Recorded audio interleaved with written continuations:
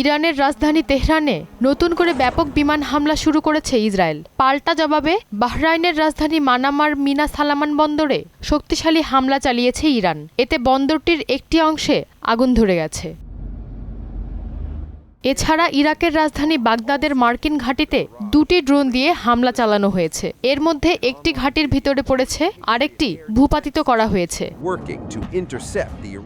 দখলদার ইসরায়েলকে লক্ষ্য করে সোমবার ভোরে রকেট ছুঁড়েছে লেবাননের শক্তিশালী সশস্ত্র গোষ্ঠী হিজবুল্লাহ। তারা জানিয়েছে, লেবাননের মানুষের প্রতিরক্ষা ও ইরানের সুপ্রিম লিডার আয়াতুল্লাহ আলী খামেনিকে হত্যা করায় ইসরায়েলের হাইফায় হামলা চালানো হয়েছে।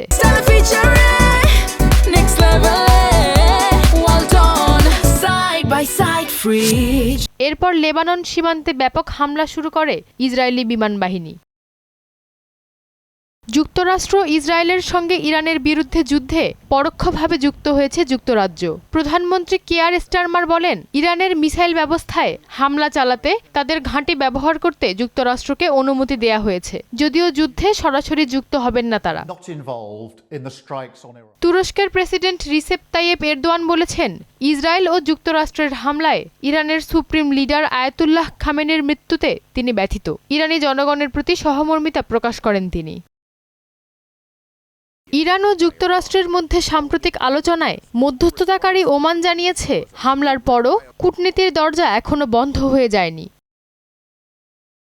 মার্কিন প্রেসিডেন্ট ডোনাল্ড ট্রাম্প জানিয়েছেন, আক্রমণ যত শক্তিশালী হোক না কেন এটি সম্পন্ন করতে 4 সপ্তাহ বা তার কম সময় লাগবে। তিনি বলেন, এখনও ইরানিদের সাথে আলোচনার পথ খোলা আছে। ইরানের supreme leader Ayatollah Ali Khamenei হত্যার প্রতিবাদে পাকিস্তানের করাচি এবং গিলগিতে নিরাপত্তা বাহিনীর ছোড়া গুলিতে 20 জন নিহত হন। অপরদিকে ইরাকের রাজধানী বাগদাদে মার্কিন দূতাবাসে বিক্ষোভ জানাতে গিয়ে 2 জন নিহত হন। ঐশী আলম, মোহনা সংবাদ।